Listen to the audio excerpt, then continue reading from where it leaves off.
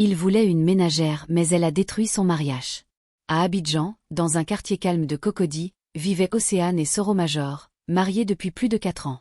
Leur union semblait solide, un amour bâti sur la complicité, la tendresse et les épreuves traversées ensemble. Mais derrière ce bonheur apparent, un vide persistait. Malgré toutes leurs prières, ils n'avaient jamais eu d'enfant. Océane avait connu plusieurs fausses couches, chacune lui déchirant le cœur un peu plus. Pourtant, Soro Major restait à ses côtés, l'épaulant dans le silence, lui caressant la main en murmurant. « Tout ira bien, mon amour. Dieu n'oublie personne. » Un soir, alors qu'ils étaient assis dans le salon, Océane parla d'un ton sérieux. « Soro, mon travail à la mairie devient de plus en plus prenant. Entre les réunions, les déplacements et les cérémonies, je n'arrive plus à gérer la maison. » Elle hésita un instant, puis ajouta. « Je pense qu'il faut qu'on prenne une femme de ménage. » Soro fronça légèrement les sourcils. « Une ménagère ? Tu sais, j'ai entendu beaucoup d'histoires sur ces choses-là. Ce n'est pas toujours une bonne idée d'introduire quelqu'un dans notre foyer. » Océane posa doucement sa main sur la sienne. « Je comprends tes craintes, mais je n'ai plus la force de tout faire. Je veux juste que la maison reste en ordre. Je choisirai quelqu'un de sérieux, je te le promets. » Soro finit par sourire. « D'accord, si tu penses que c'est nécessaire. Mais sois prudente, s'il te plaît. »« Je le serai, mon amour. » Le lendemain, Océane appela Tanti Afoué, sa tante vivant à Daoukro. Une femme sage, respectée dans tout le village. « Tanti, j'ai besoin de ton aide. Trouve-moi une fille sérieuse, polie et travailleuse. » Afoué réfléchit un instant avant de répondre. « Justement, il y a une jeune fille ici au village. Elle vient de finir l'école, mais sa famille traverse une période difficile. Elle s'appelle Aïcha. » Le nom sembla plaire à Océane. « Parfait, je passerai ce week-end à Daoukro pour la rencontrer. » Pendant ce temps, dans le petit village où vivait Aïcha, sa mère, Mama Fanta, apprit la nouvelle avec méfiance. « Travailler chez une femme de la ville ? Tu ne sais pas ce qui t'attend là-bas. » Mais Aïcha insista. « Maman, je veux aider. Et puis, c'est une occasion d'apprendre. » Mama Fanta soupira longuement. « D'accord, mais sois prudente, ma fille. Le monde n'est pas toujours bon. » Ce que sa mère ignorait, c'est qu'Aïcha n'avait pas seulement l'intention de travailler. Elle portait dans son cœur une blessure ancienne, un souvenir transmis par sa mère. Autrefois, cette même famille d'Océane avait fait beaucoup de mal à Mama Fanta. Aïcha n'avait pas oublié. « Si je vais chez eux, pensa-t-elle, ce ne sera pas seulement pour balayer le sol, mais pour laver l'honneur de ma mère. » Le week-end suivant, Océane arriva à Daoukro. Quand elle vit Aïcha pour la première fois, elle fut surprise. Ce n'était pas une petite fille timide, mais une jeune femme mature, belle et posée, au regard calme. « Bonjour, Madame Océane. Je suis Aïcha, la fille dont Tanti Afoué vous a parlé. »« Enchanté, Aïcha. Tu sembles sérieuse, j'aime ça. » Quelques heures plus tard, elles prirent la route d'Abidjan. Océane ignorait qu'en montant dans sa voiture, elle venait d'ouvrir la porte à son propre malheur. Quand elles arrivèrent à Cocody, Soro Major les accueillit avec un sourire un peu forcé. Il s'attendait à une fille plus jeune, plus naïve. Mais la femme qui se tenait devant lui semblait sûre d'elle, presque imposante. « Bienvenue chez nous, Aïcha, » dit-il poliment. « Merci, monsieur. Je ferai de mon mieux pour vous satisfaire. » Le lendemain, Aïcha commença son travail. Elle nettoyait, cuisinait, rangeait avec un soin presque irréprochable. Océane était ravie. En quelques jours, la maison retrouvait un éclat qu'elle n'avait plus depuis longtemps. Soro, lui, observait en silence. Quelque chose, chez cette femme, l'intriguait. Une force tranquille. Un regard mystérieux. Mais il n'y prêta pas plus attention. Du moins, pas encore. Les jours passèrent, et Aïcha gagna peu à peu la confiance d'Océane. Elle accomplissait chaque tâche avec soin, préparait les repas préférés du couple, et veillait à ce que la maison respire toujours la paix. Océane l'aimait déjà comme une petite sœur, et même Soro Major commençait à apprécier sa présence. Mais derrière ce sourire discret, Aïcha n'avait jamais oublié sa mission. Chaque fois qu'elle croisait le regard d'Océane, elle revoyait la souffrance de sa mère, Mama Fanta, qui boitait encore à cause des mauvais traitements subis des années plus tôt. Et dans son cœur brûlait un feu qu'aucun travail bien fait ne pouvait éteindre. « Je ne suis pas venue ici pour servir, mais pour réparer l'humiliation de ma mère », se répétait-elle en silence. Un samedi après-midi, Océane fut appelée d'urgence à une réunion politique à Yamoussoukro. « Soro, je pars pour 3 jours. Aïcha va s'occuper de la maison en mon absence. »« 3 jours ?» répondit Soro en souriant. « Tu me manques déjà. » Océane lui caressa le visage. « Toi aussi, mon amour.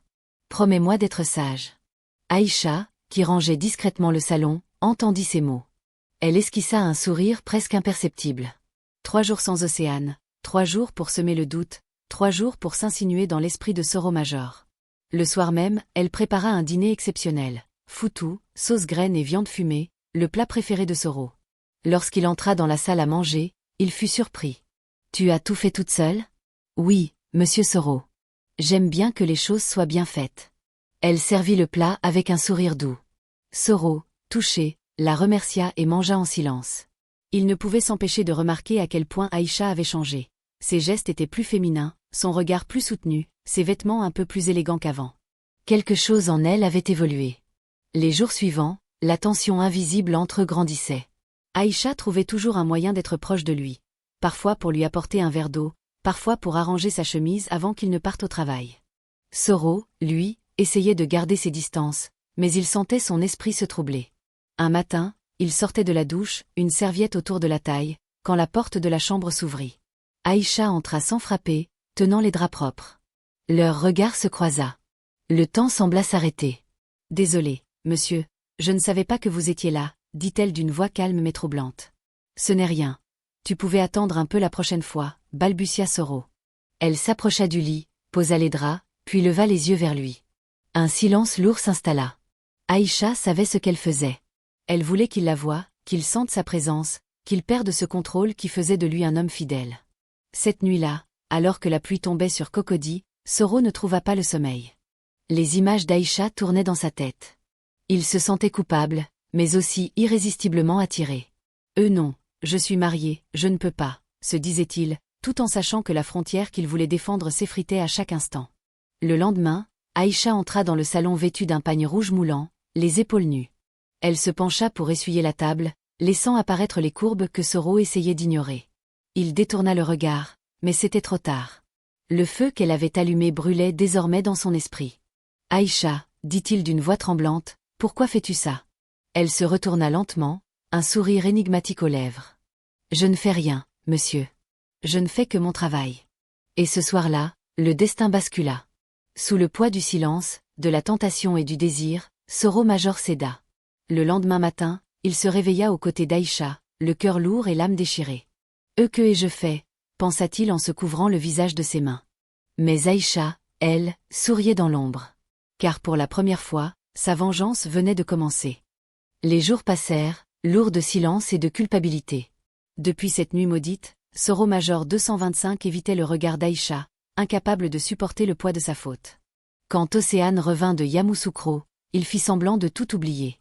Il l'accueillit avec un sourire forcé, des baisers pressés, et des mots d'amour mécaniques. Océane, heureuse de retrouver son mari, ne remarqua rien. Mais dans le regard d'Aïcha, quelque chose avait changé.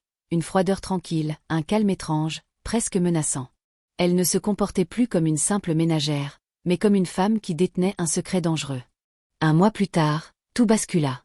Ce matin-là, Aïcha attendait Soro dans le salon. Quand il entra, elle lui tendit une petite enveloppe. « Lis », dit-elle simplement. Soro, intrigué, ouvrit la lettre. Son cœur s'arrêta net. Les mots, écrits d'une main tremblante, étaient clairs. « Je suis enceinte. » Il leva les yeux vers elle, abasourdi. « Ce n'est pas possible. Aïcha, dis-moi que c'est une blague. » Elle croisa les bras, le visage impassible. « Ce n'est pas une blague. C'est la vérité. Tu es le père. » Soro sentit ses jambes fléchir. Tout tournait autour de lui. Il s'assit, les mains sur le visage, incapable de parler. « Non, non, Aïka. Ce n'est pas vrai. Tu veux me piéger, c'est ça ?» Elle éclata de rire, un rire froid. « Me Peter? Tu crois que j'ai besoin de ça? Tu sais très bien ce qui s'est passé cette nuit-là. Tu étais consentant. » Soro tenta de se ressaisir. « Écoute, il ne faut pas que ma femme apprenne quoi que ce soit. Je peux t'aider financièrement, on peut arranger ça. » Mais Aïcha secoua la tête. « Je n'ai pas besoin de ton argent. Je garde cet enfant. » Soro sentit la panique l'envahir. Si Océane découvrait la vérité, c'en était fini de leur mariage, de sa réputation, de tout. Il supplia Aïka. « Je t'en prie, Aïcha, ne dis rien. Je ferai ce que tu veux. » Elle le regarda droit dans les yeux. « Ce que je veux? Je veux que tu assumes. Que tu reconnaisses ton enfant. Devant tout le monde. Cette phrase fut comme un coup de poignard.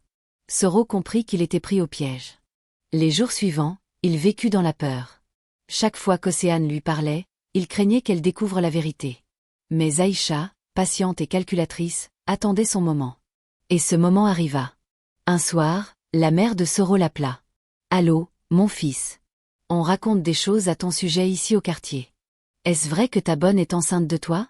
Soro faillit lâcher son téléphone. « Maman. Qui t'a dit ça ? Les murs ont des oreilles, Soro.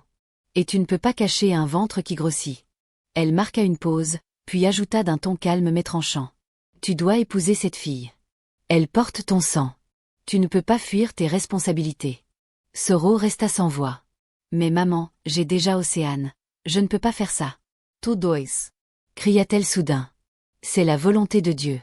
Un enfant ne doit pas naître dans la honte. » Les mots de sa mère résonnèrent en lui comme un verdict. Il se sentit écrasé, piégé, prisonnier de sa propre faute. Quelques jours plus tard, sous la pression familiale, Soro alla rencontrer la famille d'Aïcha. Leur petite maison à Yopougon était pleine de monde, des tantes, des cousins, des voisins venus témoigner. Aïcha, assise dans un coin, gardait un visage calme, presque satisfait. Quand Soro entra, sa mère se leva. « Voici le père de l'enfant. » Les murmures parcoururent la salle. Soro ne savait plus où se mettre. Il expliqua qu'il voulait faire les choses bien.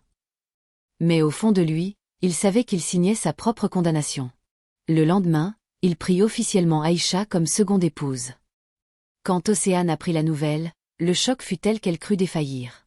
C'est Élodie, sa meilleure amie, qui lui annonça. « Océane, je suis désolée, mais ton mari a épousé ta ménagère. Tout Abidjan en parle. » Océane sentit le sol se dérober sous ses pieds. « Ce n'est pas possible. Pas Soro.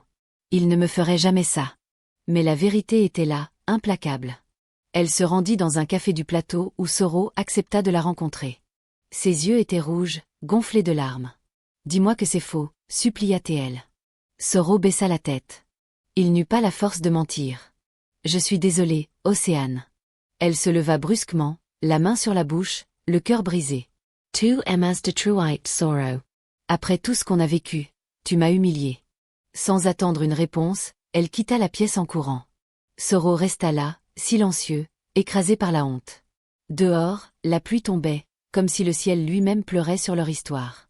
Et dans la maison désormais partagée, Aïcha, enceinte et triomphante, se sentait enfin vengée.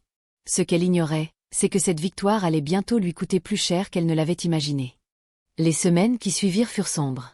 Océane quitta la maison de Cocody sans un mot, laissant derrière elle les souvenirs d'un amour détruit. Chaque pièce lui rappelait une trahison, le salon où elle riait avec son mari, la cuisine où Aïcha avait pris sa place, et la chambre où tout s'était effondré. Elle retourna vivre chez sa mère, brisée, humiliée, le cœur vidé. Soro Major 225, lui, vivait désormais avec Aïcha, mais la paix qu'il espérait n'existait pas. La maison était devenue froide, silencieuse, presque hostile. Aïcha, maintenant enceinte de plusieurs mois, passait ses journées à donner des ordres, se comportant comme une reine. Soro se demandait souvent s'il n'avait pas vendu son âme en échange d'un simple moment d'égarement. Chaque soir, il regardait son reflet dans le miroir et murmurait « Que ai-je fait de ma vie ?» Un matin, il reçut une lettre. Elle venait d'Océane. Il hésita longtemps avant de l'ouvrir. À l'intérieur, une page écrite d'une main tremblante. « Je te pardonne, Soro. Pas parce que tu le mérites, mais parce que je veux retrouver la paix. J'espère que tu seras un bon père, même si ton choix m'a brisé. Ne cherche pas à me revoir. Que Dieu te juge et qu'il me guérisse. » Ces mots le transpercèrent comme une lame. Les larmes qu'il retenait depuis des semaines jaillirent enfin. C'était fini. Pendant ce temps, la grossesse d'Aïcha avançait difficilement. Les médecins lui conseillèrent de se ménager, mais elle refusait d'écouter. Elle voulait tout contrôler, comme si ce pouvoir sur Soro la nourrissait. Mais le destin finit toujours par réclamer son dû. Un soir, alors qu'une forte pluie s'abattait sur Abidjan, Aïcha sentit de violentes douleurs. Soro la conduisit d'urgence à la clinique. Les heures passèrent dans l'angoisse. Puis le docteur sortit, le visage grave. « Monsieur, votre femme a perdu beaucoup de sang. L'enfant n'a pas survécu. » Le monde de Soro s'écroula une seconde fois. Aïcha, allongée sur le lit, pleurait silencieusement.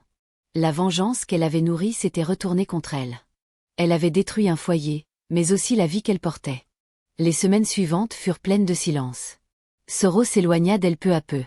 Chaque regard qu'il posait sur Aïcha lui rappelait sa faute, son péché, sa chute. Elle, de son côté, réalisait enfin l'ampleur du mal qu'elle avait causé. Je voulais rendre justice à ma mère, pensa-t-elle, mais j'ai semé la douleur, pas la paix. Un matin, elle fit ses valises et quitta la maison sans un mot. Elle retourna dans son village, le ventre vide, le cœur en ruine. Soro, resté seul, s'assit dans le salon vide et fixa longtemps la porte par laquelle tout avait commencé. Une simple décision, une seule erreur, et toute une vie peut s'effondrer. Dans les rues d'Abidjan, les rumeurs finirent par s'éteindre. Chacun reprit sa vie, oubliant lentement ce drame familial. Mais pour ceux qui avaient vécu cette histoire, les cicatrices restèrent profondes. Océane reconstruisit sa vie petit à petit, retrouvant sa foi et sa dignité. Un soir, en marchant sur la plage de Grand Bassam, elle murmura. Parfois, Dieu permet la trahison non pas pour nous détruire, mais pour nous libérer. Et dans le silence de la nuit, on aurait pu croire qu'une brise venait lui répondre. Le pardon ne change pas le passé, mais il guérit le cœur. Morale de l'histoire. Les erreurs commises dans le secret finissent toujours par voir la lumière. La vengeance ne répare rien, elle détruit tout sur son passage. Et dans la vie, celui qui trahit l'amour sincère finit toujours par perdre plus qu'il ne gagne. N'hésitez pas à partager vos avis dans les commentaires, je serai ravi de découvrir vos réflexions. Votre opinion est précieuse, alors à vos claviers. Abonnez-vous et aimez la vidéo pour plus de contenu inspirant et pour nous soutenir dans notre travail. Merci pour votre